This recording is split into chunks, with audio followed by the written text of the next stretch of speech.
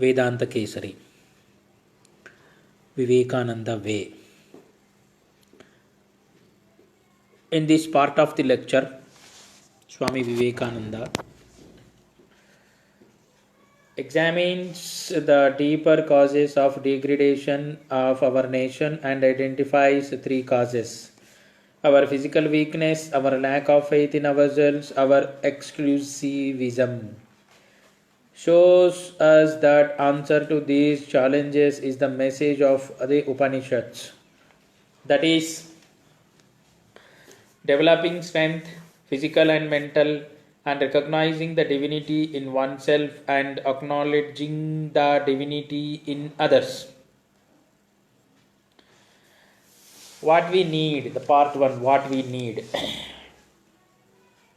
First of all, our young men are weak, very weak as compared to the other races. He diagnoses the cause as a physical weakness. The consequences of this physical weakness have been many, the most important being our inability to work hard, work together, work unselfishly, and learning to go beyond petty differences to work towards a common goal. That is the state in which we are, hopelessly disorganized mobs, immensely selfish, fighting each other for centuries as to whether as a certain mark is to put on our forehead this way or that way, writing volumes and volumes upon such momentous questions as whether the look of man spoils my food or not. This we have been doing for the past few centuries. We speak of many things parrot-like, but never do them. Speaking and not doing has become a habit with us. What is the cause of that? Physical weakness. This sort of weak brain is not able to do anything. We must strengthen it. Swami Vivekananda's solution to his challenge is the development of physical strength, especially in our young people. He says that we must be strong first and religion can come afterwards. Be strong, my young friends, that is my advice to you. You will nearer to the heaven through the football than through the study of Gita. These are bold words, but I have to say them, for I love you. You will understand the Gita better with your biceps, your muscles a little stronger. You will understand the mighty genius and mighty strength of the Krishna better with a little of strong blood in you. You will understand the Upanishads better and the glory of the Atman when your body stands from upon your feet and you feel yourselves as a man. Thus we have to apply these our needs. I don't mean to preach Advaitism or the Dvaitism or any ism in the world. The only ism that we require now is this wonderful idea of the soul. Its eternal might, its eternal strength, and its eternal purity and its eternal perfection. Swami Vivekananda helps us understand our own lack of faith in ourselves by comparing us with Englishmen. He points out that Englishmen, Westerners, believe that they are here to rule the world. And it is this belief that they are great and can do anything they wish to do that makes them great.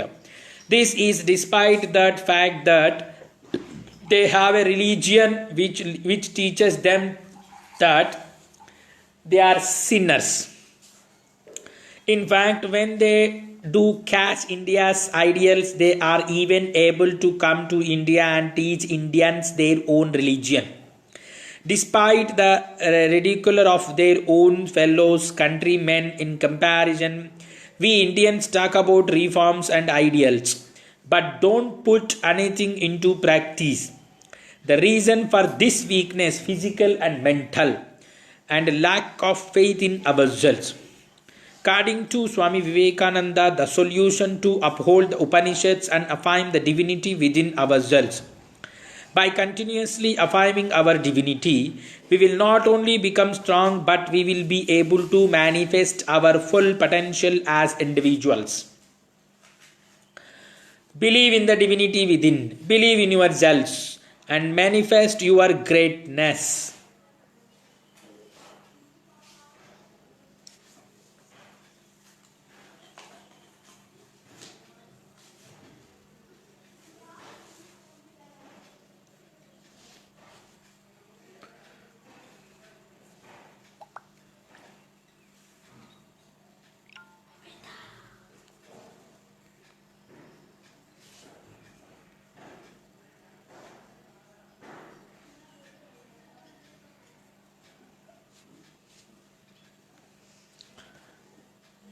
Greatness. Believe in the divinity within. Let me tell you, strength is what we want, and the first step is getting strength in uphold the Upanishads and believe. I am the soul, me the sword can't cut nor weapons pierce, me the fast cannot burn me, the air cannot dry, I am the omnipotent, I am the omniscient, so repeat these blessed saving words. Believe in yourselves. Don't say we are weak and we can do anything and everything. What can we want to do? Everything can be done by us and we all have the same glorious soul. Let us believe in it and manifest your greatness. Have a faith of Nachiketa at the time of his father's sacrifice. Faith came unto the Nachiketa, as I wish that faith would come into the each of you, and every one of you would stand up and giant. A world mover with a gigantic intellectual and infinite God in every respect. That is what I want to you become. This is the strength that you get from the Upanishads. This is the faith that you get from there.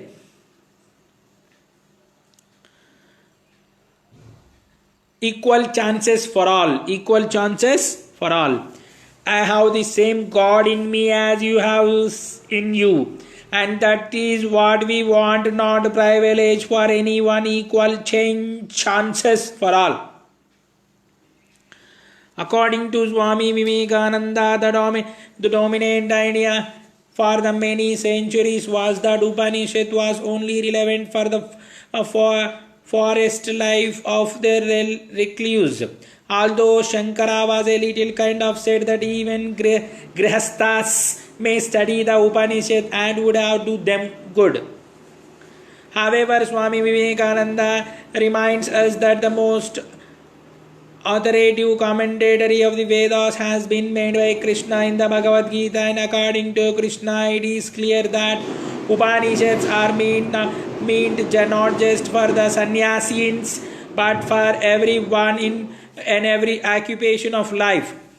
Swami Vivekananda says that conceptions of Vedanta must not restrict the forest of a cave, but must spread every walk of life. The Upanishads call to every man and woman and child and whatever their occupation may be.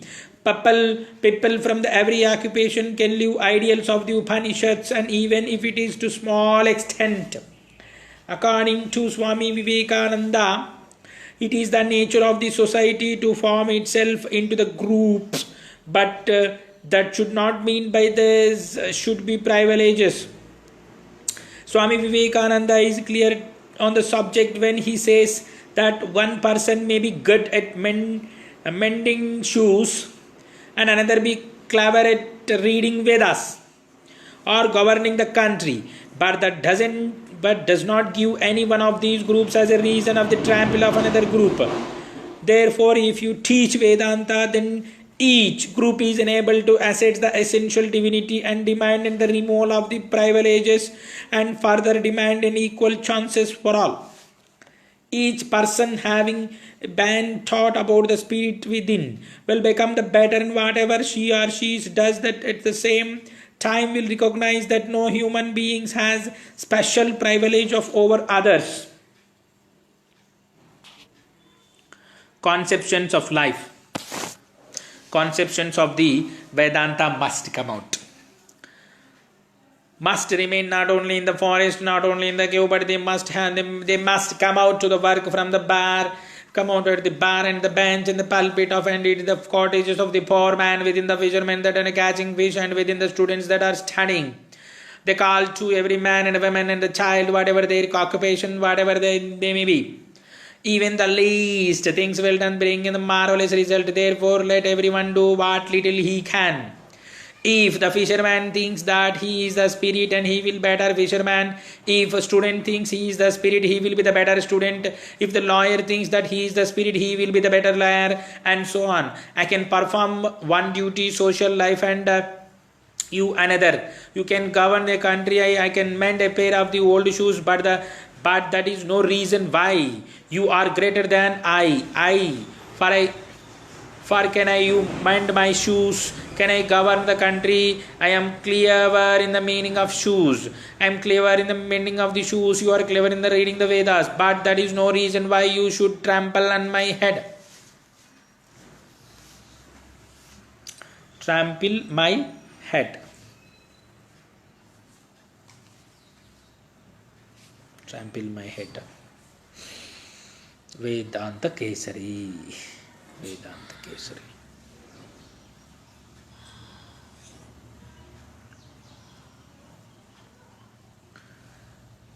Part 2. How to spread Vedanta to all. Let everyone be taught that the divine within and everyone will work out his salvation. Implication 1. Swami Vivekananda says that liberty is the first condition for the growth. Therefore, it is fundamentally wrong for any individual to think he or she worked of the salvation for the others.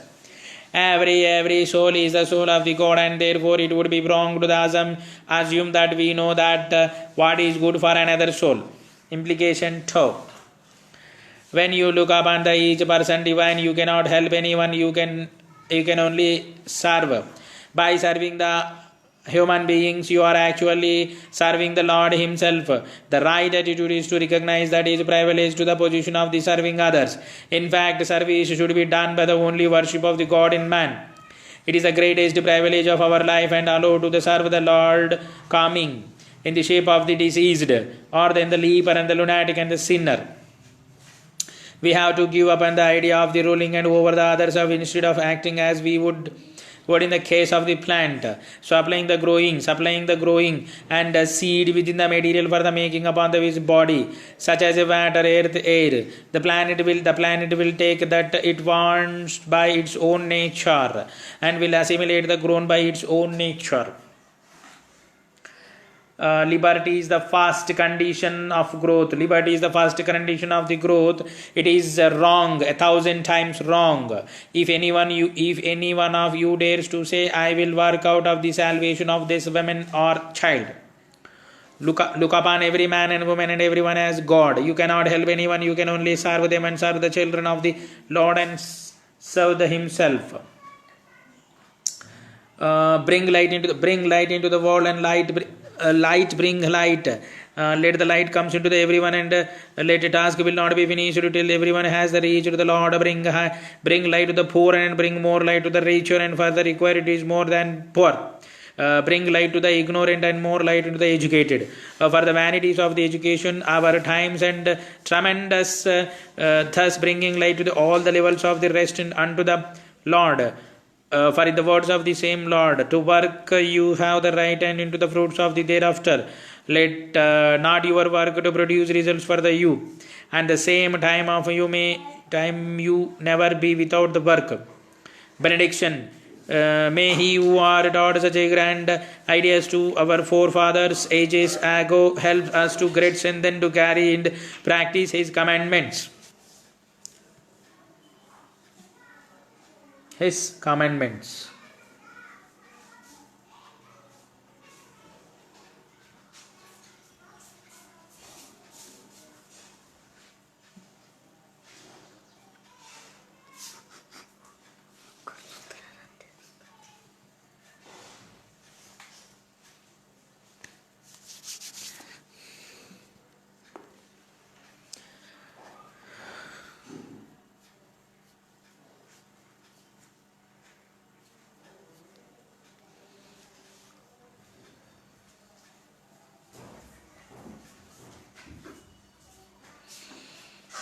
Books review.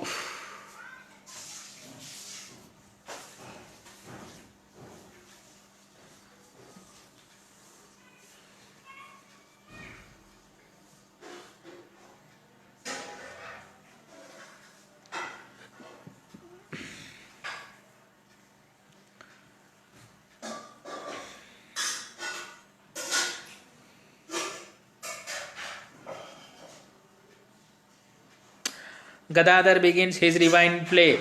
Gadadhar begins with his divine play.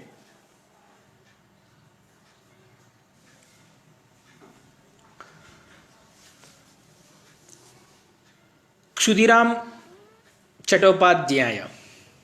Kshudiram Chattopadhyaya came to awaken suddenly. Silverly moonlight and flooded in the small room, and a surge of happiness swept over him as he recalled the extraordinary dreams as his pilgrimage. Its pilgrimage has been successfully, and it was time to make the long journey to back home. Arriving at Kamarpur to the hot summer of by the Kshudiram was hailed by many friends, but he hurried on eager meet his family. His wife greeted him joyfully. There's so much to tell you. She burst out, and Kshudiram was struck by him with the unusual appearances. Chandramani's child-like simplicity attracted everyone in the village, but now she glowed like a goddess. I have seen so many visions. She continued. My friend Dhani tells me that I am having the past, but I know isn't it so also? And voice dropped. I am quite certain I am within the child. Kshudiram immediately became grave and tell me everything. I was standing outside the Shiva temple when a wave of light came and rushing towards me and influenced me. It seemed to be radiated from the Shiva's holy image. I fell down, unconscious. Since then I feel the light. My Om and Chandramani looked at her husband, unsure for the believing of her. Your vision is true. He rescued her. One night Gaya and Lord Gadadhar appeared to be in dream. He was surrounded by the ancestors and they all look very happy. The Lord looked at me and said that your exceptional devotion has pleased me. I wish to be born in your house. You can well imagine my state. I was both thrilled and apprehensive. I said, I am a poor Brahmin and Lord. Besides, I am almost 60 years old and my wife too is not young anymore. I am worried we will not able to take care of you as we should. But the Lord assures me he would be satisfied with our services. Chandra, we are to be parents to the King of the Universal. Chandramani's lovingness and grew day by day. The material loves and she felt for her unborn child and spoiled over to envelope not only the village but also the gods.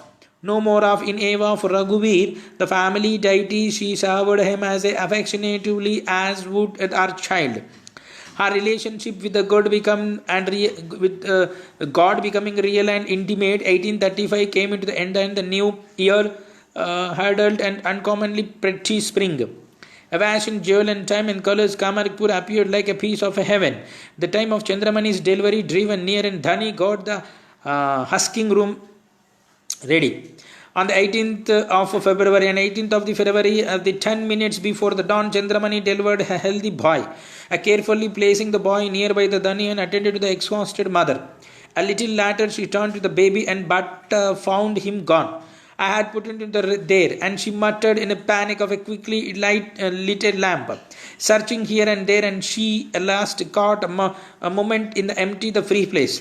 Dhani gasped, and what are you doing there in the little one? The baby had rolled off his resting place to the lay of the peacefully in the hollow of the smudged from the head to the with the cold ashes. Looking at you, she chuckled and cleaning him gently. You are as big as a 6-month-old infant and bonny like an angel too.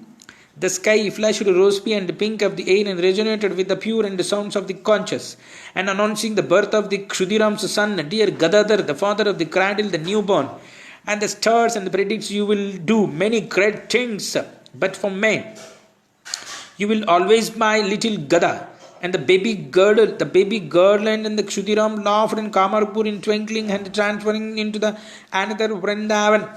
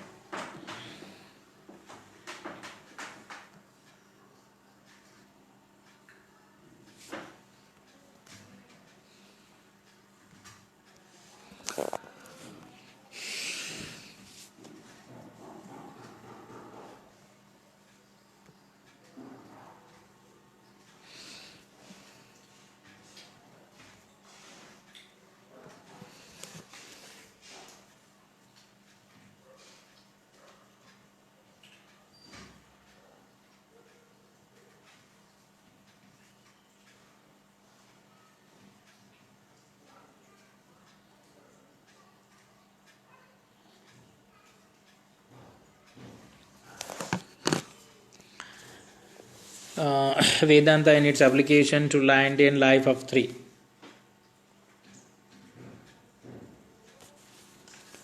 Strength is what the Upanishad speaks to me from every page. This is the one and the great thing to remember. It has been the one great lesson I have been taught in my life, and strength it says that strength, oh man, be not weak. There are human weakness. There are human weakness, but more weakness will not heal them. The answer is to stand up and be strong. Stand up and be strong. Are there no human weakness? Are there no human weakness? Says man. There are say the Upanishad, but will more weakness heal them? Would you try to wash dirt and with dirt? Will sin cure sin? Weakness cure weakness. Strength, oh man, strength, says the Upanishad, stand up and be strong. Hey, it is the only way the literature in the world where you find the word fearless used again.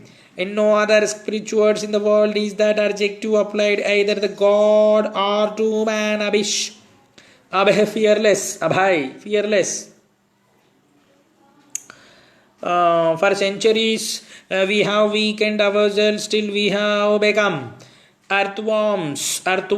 What we need now is strong. What we need now is strong. There are thousands to weaken us. And the stories we have had enough. Every one of our Puranas, if you press it, gives out of the stories enough to fill the three-fourths of the libraries of the world. Everything that can weaken us as a race of have had for the last 1,000 years. It seems as if during that period the national life had his one end in view, wise how to make us weaker and weaker till we have become the real earthworms crawling at the feet of everyone who dares to put his foot us. Therefore, my friends, as one of your blood, as one that lives and dies with you, let me tell you that we want strength and every time strength. The Upanishads are the great minds of the strength and through which the whole world can be unfoiled.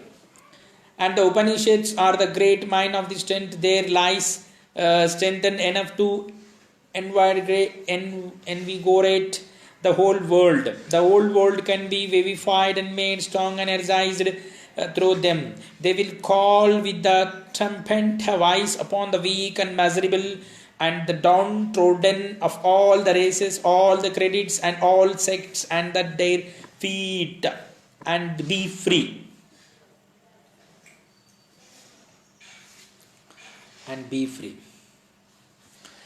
Swami Vivekananda tells us a story that highlights the Upanishadic idea of the strength and fairness.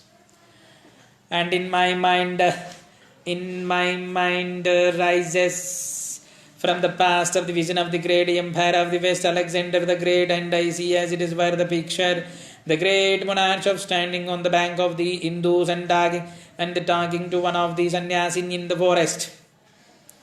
The old man, he was talking, the perhaps naked and stark naked, and sitting upon the block of a stone, and an empire astonished, and his wisdom tempting him with the gold and honor to come over to the Greece. And this man smiles, and his golden smiles, and these temptations and refuges. And then the empire, standing on his authority as an empire, says, I will kill you, if you don't come. And the man bursts into the laugh and says, you never told such a falsehood in your life, and as you tell just now, who can kill me? Me, you kill, emperor of the material world. Never, for I am the spirit unborn. And again, the never was the I born and never to die. And I am the infinite, I am the omnipresent, I am the omniscient. And you kill me? Child, that you are. That is the strength.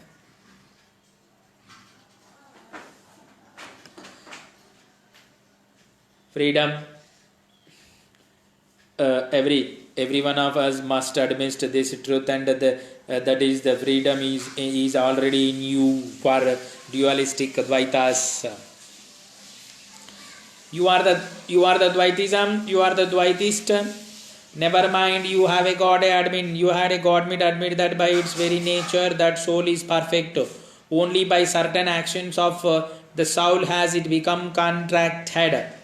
For qualified and non-dualistic Vishishta Advaitas, indeed the Ramanuja's theory of the Ramanujan theory of contraction and expansion is exactly what the modern evaluationists call the evolution and Advaitism. The soul goes back and becomes the contracted, as it were, and its powers become the potential, and by good and deeds and good thoughts, and it expands again and reveals the nature of natural perfection. For non-dualistic Advaitas, with the Advaitism of the no differences is that he admits the evolution in nature and not in the soul. This is the Advaitist is the position with regard to evolution of the nature and the manifestation of the self within, not that he. The idea of the divinity within everyone will revolutionize the world. Do you not find how everything is being revolutionized? Do you not see how it was the custom of the take the granted that everything was wicked with until it proved itself good? In education, the punishing